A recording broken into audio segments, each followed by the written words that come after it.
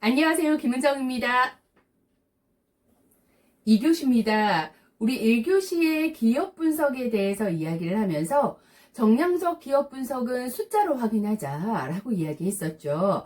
숫자로 확인할 때 기본적인 5가지를 기억해 달라. 재무제표 속에서 자산, 매출액, 당기순이익, 영업이익, 자본까지 점검할 수 있는 우리 학생들이 되시라 라고 이야기를 마무리를 했습니다.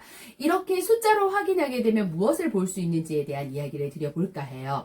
사실은 자산의 금액이 얼마인지, 매출액이 얼마인지, 당기순 금액이 얼마인지, 몇 퍼센트의 비율로 차지하는지, 어떤 것이 어떻게 영향을 미치는지를 알아야지만 그 숫자를 보면서도 같이 사고하고 전략적으로 취업을 준비할 수 있지 않을까요? 그래서 어떻게 분석하시면 되는지 숫자로 다 관찰하셨다면 먼저 확인하셔야 되는 부분이 이겁니다. 내가 매출을 보고 싶다. 매출을 보고 있다. 라고 하는 것은 이 회사의 성장성을 보고 있는 겁니다. 회사가 성장하고 있다는 것은 바로 매출 규모와 연결지어질 수 있고요. 하나 더 볼 수 있는 정량적 수치가 직원 수의 증가가 있는지, 최근에 정규직 직원이 늘어났는지, 채용이 늘어났는지, 현재 총 사원 수는 몇 명인지가 바로 직원 수, 성장성과 연결되어 있습니다. 내가 가고자 하는 회사가 지속적인 성장이 이루어나는가를 살펴볼 수 있는 항목이고요. 회사의 수익성이 어느 정도 되는지 알고 싶습니다. 회사의 영업이익을 살펴보셔야 되고요. 안정성을 보고 싶습니다. 이 회사가 내 급여를 잘 줄 수 있는 회사인지 안정적인 회사인지를 보기 위해서는 부채와 자본의 비율을 살펴보셔야 됩니다. 부채는 뭐라고 했습니까? 빚이라고 했습니다. 자본은 뭐라고 했습니까? 현재 내가 가지고 있는 돈이라고 했습니다. 부채와 자본 비율을 살펴봤을 때 부채의 비율이 100에서 150%의 이하인 경우에 우리는 이 회사가 조금 경쟁력이 있다, 튼튼하다, 안정적이다 라고 이야기를 합니다. 그래서 내가 희망하는 업종을 살펴보시고 그 산업 분류 중에서 가고자 하는 회사의 부채 비율을 살펴보는 것도 안정적인지 살펴보는 방법이 아닐까라는 것을 권유를 해드리고요. 화면 하나 보여드릴게요. 이것이 바로 재무 상태를 나타내는 재무제표에서 우리 학생들에게 필요한 내용들만 가져온 부분입니다. 먼저 이 가운데 있는 거 하나 볼게요. 글자가 작아서 잘 보이지 않을 수도 있어서 가운데 걸로 예시를 들어드리겠습니다. 재무상태표 안에 자산, 부채, 자본이 있습니다. 자본은 현재 내가 가진 돈, 부채는 남의 돈이라는 뜻이고요. 여기서 살펴봤더니 자본이 141이고 부채가 124입니다. 부채의 비율이 자본의 비율의 100%에서 150% 이하에 속하죠. 건전한 기업이라고 할 수 있을 것 같아요. 당기순이익도 살펴볼 수 있고요. 매출액도 살펴볼 수 있습니다. 올해 년도만 살펴보는 것이 아니라 최근 3년, 5년까지의 내용을 쭉 살펴봐달라고 부탁을 드리고요. 하나 더 살펴볼 수 있도록 할게요. 이쪽으로 넘어와 볼게요. 재무상태표입니다. 자산은 303, 부채가 275, 자본이 28입니다. 부채 비율이 100에서 150%가 되었을 때 건전성, 안전성이 있습니다. 라고 이야기했는데 굉장히 부채 비율이 높지요. 그러면 내가 이 회사에 들어갈까? 라는 거 재무 상태만 보고 판단할 때 고민을 한 번 더 해봐야 된다라는 겁니다. 그래서 안정적인 회사를 취업을 하기 위해서는 재무제표인 정량적 방법을 도입하라 라고 같이 이야기를 드립니다. 그렇다면 조금 전에 이야기했던 이런 재무제표는 어디서 받을 수 있을까요? 재무상태는 어떻게 확인할 수 있을까요? 라고 할 때 재무상태를 파악하는 사이트 공개해 드렸습니다. 중소기업청에서 이용하는 중소기업 현황 정보 시스템뿐만이 아니라 공공기관에서 운영하는 알리오, 그러니 나는 공공기관에 대한 정보를 알고 싶습니다. 알리오로 들어가시면 되고요. 중소기업의 정보를 알고 싶습니다. 중소기업 현안 정보 시스템 들어가면 됩니다. 그런데 나는 직장인들이 직접 남기는 내용도 알고 싶습니다. 연봉이 어떻게 되는지, 이 회사는 어떤 회사인지, 자, 플래닛 가시면 되고요. 국민연금 3인 이상 납부 사업장 같은 경우에는 크레딧 잡에서도 조사를 하실 수가 있어요. 그래서 내가 가고자 하는 회사를 정량적으로 조사를 할 때 이 사이트들을 참고하시면 된다라는 이야기와 함께 기업 규모에 따라서 참고하셔야 되는 사이트도 있습니다. 만약에 내가 대기업으로 가고 싶다. 대기업 집단 포털 사이트 활용하시면 되고요. 내가 가고자 하는 기업이 중견기업이다 라고 할 때는 중견기업 정보마당 활용하시면 됩니다. 내가 가고자 하는 회사가 중소기업이다 라고 할 때는 중소기업 현황 시스템을 활용하시면 됩니다. 여기 사이트를 공개해 드렸으니 살펴보시고요. 접속하셔서 내가 필요한 기업 규모별로 재무제표, 기업 정보 등을 탐색하는 우리 학생들이 되기를 기대합니다. 그런데 우리가 모두가 좋은 기업에 들어가면 좋겠지만 사실은 좋은 기업에서 사람을 우리 대학을 졸업하는 학생들만큼 모두 다 채용하지를 않습니다. 그러다 보니 안타깝게 내가 회사에 바라는 방향과 회사에서 나에게 바라는 인재 역량의 갭 차이 때문에 대학생들의 많은 분들은 취업을 하지 못하는 경우가 많죠. 그렇다면 중소기업으로 내 시야를 살짝 돌려보는 것도 추천을 드립니다. 그런데 중소기업은 어떤 기업으로 가야 될까라는 걸 살펴봐야 되겠죠. 왜냐하면요. 우리 학생들이 중소기업에 가지 않으려는 이유를 살펴보면 보통 이렇습니다. 비전이 없을 것 같아요. 급여가 작을 것 같아요. 혹시나 다니다가 회사 사업이 안 되게 되면 저보고 나가라고 하면 어떡해요? 회사가 안정적이지 못할 것 같아요. 저랑 마인드가 다릅니다. 기타 등등의 의견으로 인해서 중소기업을 지양하는 경우가 많은데요. 알짜 중소기업 찾기를 위해서 우리는 어떤 부분을 중소기업에 탐색해야 하느냐. 앞에서 같이 공유했습니다. 중소기업은 중소기업의 현황 시스템을 통해서 중소기업을 조금 더 살펴보고 혹시 내가 가고자 하는 곳이 3인 이하의 기업 같은 경우에는 3인 이상의 기업 같은 경우에는 크레딧 잡을 통해서 조금 더 살펴봐라. 중소기업 사이트에 나오지 않으면 크레딧 잡까지 살펴보면서 이러한 회사, 내가 가고자 하는 알짜 중소기업을 찾아보기 위해서 먼저 아이템 살펴보셔야 되고요. 홈페이지 정밀 수색하셔야 됩니다. 기업 정보 단계에서 이야기 드렸던 내용 그대로입니다. 하지만 중소기업은 내 급여가 잘 나올 수 있는지 기준점도 봐야 되고요. 거기에다가 나의 마인드와 회사의 마인드가 같을 때 회사를 다닐 때 훨씬 더 기분이 좋아지고 행복해질 수도 있겠죠. 반면에요. 자, 여기에 보면 사업 아이템의 독창성 되어 있습니다. 저는 독창성도 중요하게 생각하고요. 미래 지향성도 중요하게 생각합니다.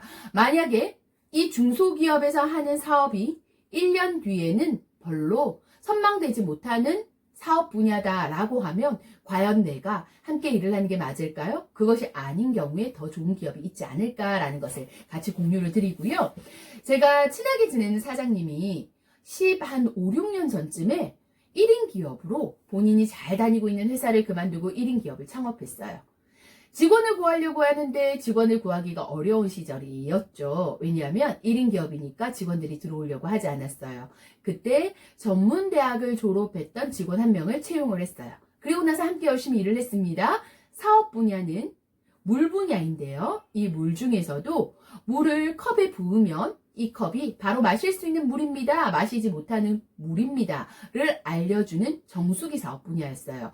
그런데 정수기가 조금 다른 것 같아요. 정수기는 물을 걸러서 깨끗한 물로 걸러주잖아요. 그런데 그것이 아니라 그냥 공원에 흐르는 물을 거기에 딱 컵을 갖다 대면 먹을 수 있는 물, 먹으면 안 되는 물이 바로 나오는 거죠. 그러면 우리나라에만 필요한 것이 아니라 정수 문화가 발달되지 않은 혹은 정수기를 통해서 좋은 세균까지도 먹지 못하게 되는 그런 경우가 없어지도록 하기 위해서 그것을 개발했다 하더라고요. 근데 이 사업이 계속 성장성이 있을까, 성장성이 없을까라고 했을 때 미래 6차 산업이 되게 되면 우리는 환경 분야에 관심을 굉장히 많이 갖게 될 것입니다. 그런데 이 산업 분야도 환경에 연결이 된 부분이죠. 그래서 이분이요, 부산에서 사업을 하다가 작년 2, 3년쯤 된 것 같아요. 대구 쪽에 물 산업단지가 생기면서 그쪽으로 사업을 확장 이전하시고 지금 현재는 직원 수가 60명, 70명 정도 되는 중소기업이 되었다라고 이야기를 드리고 싶어요. 제가 이야기를 드리는 건 뭐냐면요. 내가 가고자 하는 분야의 회사에 최소 인원수는 100명은 있어야 되지 않습니까? 그거는 안 되더라도요. 인원수가 그래도 10명 이상은 되어야죠. 자, 10명 이상도 중요하고 100명 이상도 중요한 기준은 맞습니다만 이 회사가 미래에 남아있을 수 있는 회사인지, 그리고 우리 CEO의 마음은 어떤지, 사장님의 마인드는 어떤지를 먼저 보셔야 됩니다. 중소기업은 보통 사장님의 지지하에서 움직여지는 구조가 많기 때문에 사장님의 마인드와 철학에 따라서 앞으로 미래지향적이거나 그렇지 않거나 나와 마인드가 같거나 다르거나 에 따라서 직장 생활이 행복할 수도 있고 그렇지 않을 수도 있습니다. 그래서 우리 학생들이 성공적인 취업을 하기 위해서는 중소기업을 탐방을 잘하게 되면 중소기업은 대기업에 비해서 사람들이 들어가려고 취업을 하려고 하는 사람들이 없기 때문에 경쟁률이 당연히 낮겠죠. 그래서 그 경쟁률의 낮은 경쟁률을 뚫고 들어가지만 좋은 회사로 갈 수 있다. 이유는 내가 좋은 회사인지 잘 탐색했으니까. 그래서 중소기업을 탐방할 때는 훨씬 더 꼼꼼하게 찾아보시라 라고 이야기를 드리고요. 중소기업을 선택하실 때 다트 사이트를 이용하시는 것도 하나의 방법이고요. 기업 이슈 파악해봅니다. 다트 사이트에서 확인하실 수도 있어요. 재무 상태 파악합니다. 설립일이 어떻게 되는지 확인을 해봅니다. 설립된 지 3년 이상은 최소 되어야지만 이제 사업 분야가 만들어져 가기 때문에, 그리고 사장님이 중소기업에 인원이 5명밖에 되지 않는다 하더라도 3년 동안 이 5명이 인원수가 한 명씩 늘어가면서 사업이 확장되고 있다면 나쁘지 않다라고 이야기를 드리고요. 정부기관의 인증기업인지도 한번 확인을 해보세요. 정부기업의 인증기업이라고 하는 것이 강소기업, 청년 강소기업에 해당이 된다라고 하면 중소기업에 훨씬 더 도움이 될 수 있습니다. 자, 그런데 강소기업이 뭐죠? 청년 강소기업은 뭘까요? 라는 생각이 들 겁니다. 그래서 정부 인증 내역을 같이 확인을 해달라라는 부분을 드리면서 이 부분도 뒤에서 같이 이야기를 드릴게요. 그리고 혹시나 이것도 한번 살펴보세요. 혹시나 최근에 사람을 너무너무 많이 뽑지 않았을까? 채용이 오늘도 1명 뽑았는데 한 달 뒤에 완료돼 있는데 한 3, 4개월 지나서 또 올라옵니다. 그리고 또 완료돼 있습니다. 그런데 총 인원수는 사원수는 늘어나지 않습니다. 뭘까요? 들어갔다 나왔다 많이 했다라는 겁니다. 그렇다면 사람이 사원이 들어왔다 나왔다 퇴사가 잦다라는 것은 좋은 회사다라고 이야기할 수 있을까요? 어려울까요? 그렇죠. 무언가가 문제가 있다라는 걸 알 수 있죠. 그래서 최근의 공고 히스토리와 사원수가 늘어가는지 같이 살펴보시고요. 내가 회사에게 바라는 복지 방향이 이 회사에서 이루어질 수 있는지 꼭 점검을 해보십사라고 부탁을 드립니다. 중소기업은 더 꼼꼼하게 살펴보십시오. 대기업은 우리 학생들의 입장에서 내가 대기업 취업했으니까 열심히 다녀야지 라는 마인드, 내가 공기업 취업했으니까 열심히 다녀야지 하는 마인드가 있습니다. 왜? 취업 장벽이 높았으니까요.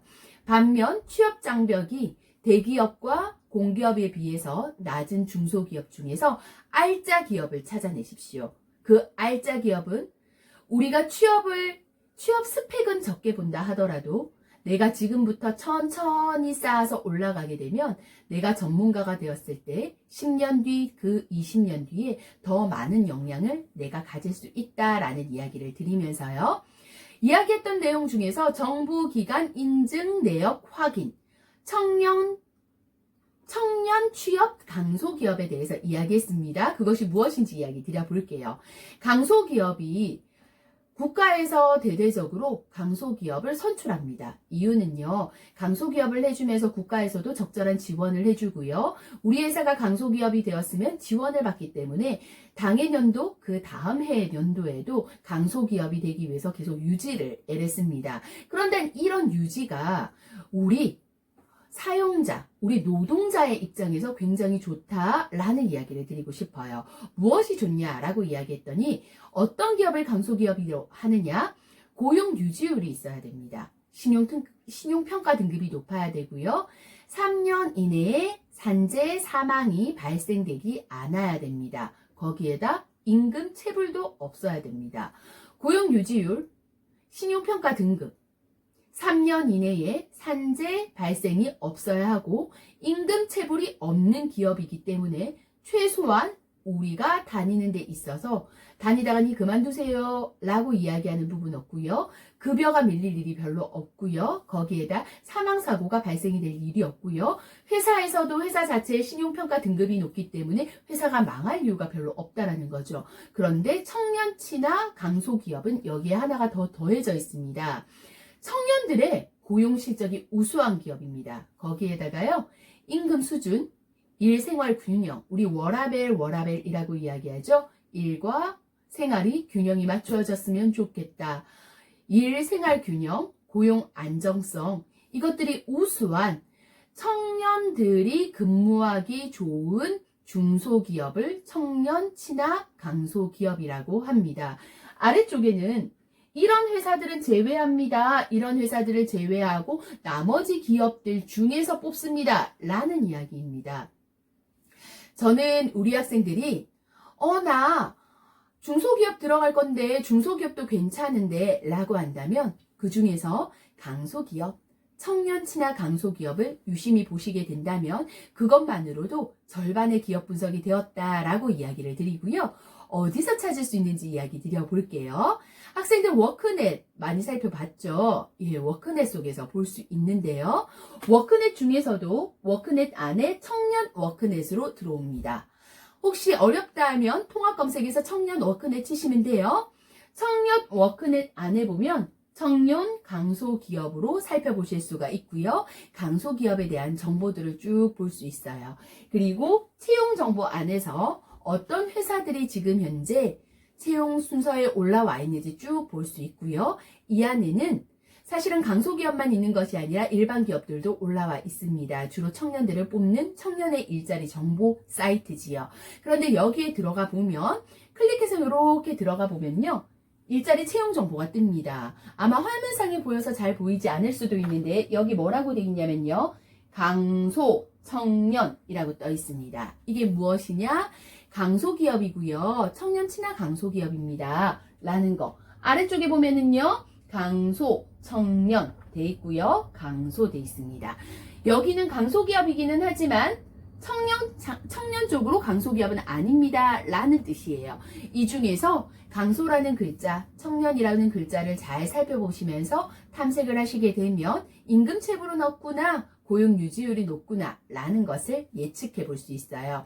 기업을 얼마나 탐색하는지에 따라서 스스로가 어렵게 들어간 회사에 오래 근무할 수 있습니다. 내가 탐색하고 노력한 만큼 회사의 만족도는 높아질 수밖에 없습니다. 그래서 우리 학생들이요. 고민하고 또 고민하셨으면 좋겠고요. 탐색하고 또 탐색하셨으면 좋겠어요. 우리 이번 시간에는 기업 분석과 하나 더 한다고 했어요. 뭐 한다고 했나요? 직무 분석한다고 했죠?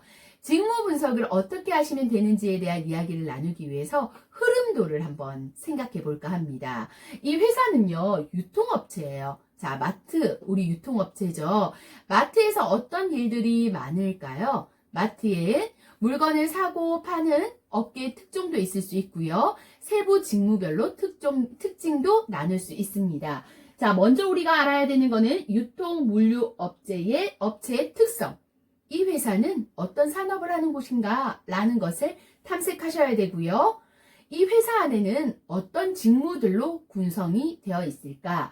자, 여기는 유통물류업체니까 유통에 관련된 업무만 할까요? 아니죠. 이 회사의 산업 분야를 잘 해내기 위해서 유통 외에도 경영을 잘하는 사람, 재무 운용을 잘하는 사람, 마케팅을 잘하는 사람, 공급 물류를 잘하는 사람, 상품의 재고 관리를 잘하는 사람, 매장 연출을 잘하는 사람, 시설 관리를 잘하는 사람, 상품 관리, 소비자 관리, 협력업체 관리를 잘하는 사람, 각각 다 나뉘어져 있겠죠. 이 나뉘어진 사람들마다 각자 가져야 되는 역량들이 다 다르다라고 이야기를 드립니다. 이것을 뽑기 위해서 어떻게 뽑으시면 되냐면 먼저 유통물류 업종의 특징을 한번 살펴볼게요. 첫 번째, 유통물류 업종, 우리가 가는 마트 생각해 볼게요. 고객의 요구를 정확하게 파악하고 만족시켜야 되겠죠? 소비 변화에 민감해야 되겠죠? 제품을 빨리 들어와서 고객에게 판매해서 이익을 남겨야 되겠죠? 이 세 가지, 우리 학생들과 일치하나요? 고객의 요구를 정확히 파악할 수 있나요? 소비 변화에 민감한가요? 제품을 빠르게 들어와서 그것을 고객에게 빠르게 판매할 수 있나요? 자, 이것을 할 수 있는 사람은 유통, 물류 업종에 잘 맞습니다. 저는 고객과 직접 업무하지 않을 건데요. 재무관리만 할 겁니다. 라고 하는 학생은 상관없을까요? 상관이 있죠. 기업에서 원하는 방향, 산업에서 원하는 방향이기 때문에 이 방향성까지도 알고 재무관리를 해주셔야지만 회사가 바람직한 방향으로 이끌어갈 수 있게 됩니다. 자, 세부 직무별로 특징도 살펴봐야 되겠죠. 이 회사에서 이 일을 잘하기 위해서 직무별로 살펴보는 방법도 필요하고요. 제품과 관련된 소비시장의 트렌드를 잘 알아야 될 거고요. 업종 및 제품에 관련된 전문 분야에 대해서도 잘 알아야 됩니다. 이런 일을 쭉 잘 하기 위해서 우리는 어떤 인재가 필요하냐라고 했더니 고객 지향적인 태도를 가지고 있어야 되고 변화와 혁신을 좋아해야 되고요. 신속한 업무 처리를 해야 됩니다. 소비 트렌드도 정확하게 분석할 수 있어야 되고요. 이것이 무엇인가 했더니 바로 유통 물류 업종에 맞는 인재입니다. 물론 이 인재들도 직무에 따라서 고객 지향성이 많이 높아야 되는 직무가 있고요. 조금 낮아도 되기도 합니다. 하지만 유통 물류 업종에서는 없어서는 안 된 거다라고 이야기를 드립니다. 이렇게 직무 분석을 할 수 있는데요. 우리가 유추해 볼 수 있겠죠. 어떻게 해요? 해당 업종에 대해서 특징은 뭐지? 그렇다면 세부 직무는 어떤 게 있을까? 이 직무들을 수행해야 되는 내용은 뭐지? 그래서 이 적합한 인재들이 가져야 되는 지식과 기술과 태도는 어떤 게 될까라는 게 직무 분석인데요. 직무 분석이 잘 나와 있는 공공 홈페이지가 있습니다. 그것이 무엇인가 했더니 국가 직무 능력을 표준화하는 NCS 홈페이지입니다. 국가 직무 능력 표준화 홈페이지 함께 들어와서 탐색해 볼 수 있도록 하겠습니다. 자, 여기고요. 자, 이 홈페이지 상단에 보면은 경력 개발이라고 있습니다. 경력 개발로 현재 나의 직무 능력을 진단해 볼 수 있어요. 자, 여기 보면 직무 능력 진단이라고 되어 있습니다. 직무 능력 진단으로 한번 들어가 볼게요. 혹시 로그인이 필요한 부분이기 때문에 회원 가입을 하셔야지만 이 진단을 체크해 볼 수 있어요. 예를 들어서 한번 같이 가볼까 합니다. 제가 지금 현재 하고 있는 분야는요. 사회복지 분야예요. 라고 가정 지어 볼게요. 사회복지로 들어갔습니다. 그랬더니 사회복지 상담 보육이라고 뜹니다. 저는 사회복지예요. 사회복지 정책 아니고요. 사회복지 복지 서비스입니다. 이 중에서 저는요. 우리 회사에서는 사회복지 프로그램 운영과 사회복지 면담 그리고 일상생활 기능 지원 이 세 가지를 합니다. 라고 가정을 한다면 이 세 가지를 우리가 탐색해보는 내가 직무 능력이 있는지 탐색해보시는 방법입니다. 예를 들어 사회복지 프로그램 운영인데요. 제가 지금 하고 있는 게 실무자 수준입니다. 수준을 한번 볼게요. 3수준, 4수준, 5수준, 6수준까지 있는데 보통 고등학교를 졸업한 친구들이 3수준, 전문대를 졸업한 친구들이 4수준, 5수준, 대학을 졸업한 친구들이, 대학교를 졸업한 친구들이 5수준, 6수준, 7수준으로 되는데 직접적으로 취업을 할 때 내가 바로 나는 대학이니까 4수준, 5수준, 6수준 안에 들어가겠네요. 회사마다 차이가 있습니다. 그렇다면 실무자로 우리가 들어가게 되는 경우들이 사실은 현실적으로 많더라고요. 그럼 이 프로그램 실무자로 클릭해서 들어가 보게 되면 내가 프로그램 실무자의 업무를 수행하기 위해서 직업 기초 능력인 의사소통 능력은 어떻게 갖추고 있는지, 수리 능력은 어떻게 준비되었는지, 문제 해결 능력, 그리고 자원 관리 능력, 대인관계 능력, 정보 능력, 직업 윤리 능력에 대해서 내 직무 능력을 진단해 볼 수 있고요. 이것은 기초 직업 능력이었습니다. 반면에 이 직무를 수행하는 데 있어서 나의 직무 수행 능력은 어떻게 되는가 역시 확인할 수 있습니다. 해당 직무를 수행하기 위해서는 사회복지 프로그램의 요구 조사를 할 수 있어야 되고요. 복지 프로그램을 실행할 수 있어야 됩니다. 그리고 복지 프로그램을 종결할 수 있어야 됩니다. 라고 하신 후에 결과를 누르시게 되면 진단 결과를 보시겠습니까? 라고 나오게 되고요. 저는 일괄적으로 가운데 항목에 체크되어 있는 대로 이대로 두었기 때문에 결과를 함께 공유해서 보지는 않을 겁니다. 그런데 우리 학생들은요, 스스로 한번 이렇게 내가 가고자 하는 분야에 내가 정말 역량을 갖추었는지, 부족한 부분은 없는지 이 직무 수행 능력 테스트를 보시면서 한 번씩 직무 능력을 진단해 보실 수 있도록 하고요. 진단하면서도 이런 내용도 필요하구나. 이런 직무 내용도 필요하구나. 직무 분석까지도 할 수 있다라는 이야기를 같이 공유드려요. 그런데 학생들 중에서 저 조금 전에 교수님이 따라갔던 분류 코드 잘 못 따라가겠어요. 사회복지 분야라고 했는데 대분류, 중분류, 소분류, 세분류 따라 들어가던데 그게 굉장히 어렵습니다. 라고 하는 학생들이 있을 겁니다. 그때는 우리가 통합 검색을 통해서 우리가 할 수 있는 분류 코드를 찾아낼 겁니다. 어떻게 하는지 볼게요. 아래쪽에, 위쪽에 NCS 및 학습 모듈 검색이라고 되어 있습니다. 이것은 내가 직무 능력을 무엇을 갖추어야 됩니까? 라고 공부하기 위해서 들어가는 부분인데요.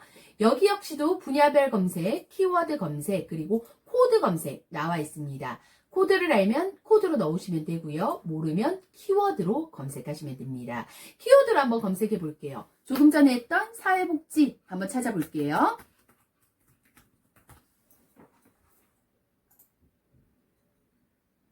사회복지를 키워드로 검색을 했더니 어떻게 나오는지 봤더니 사회복지 종교 대분류, 사회복지 중분류, 사회복지 정책 소분류, 세분류, 능력 단위까지 해서 어떤 것을 갖추어야 되는지 쭉 나와 있습니다.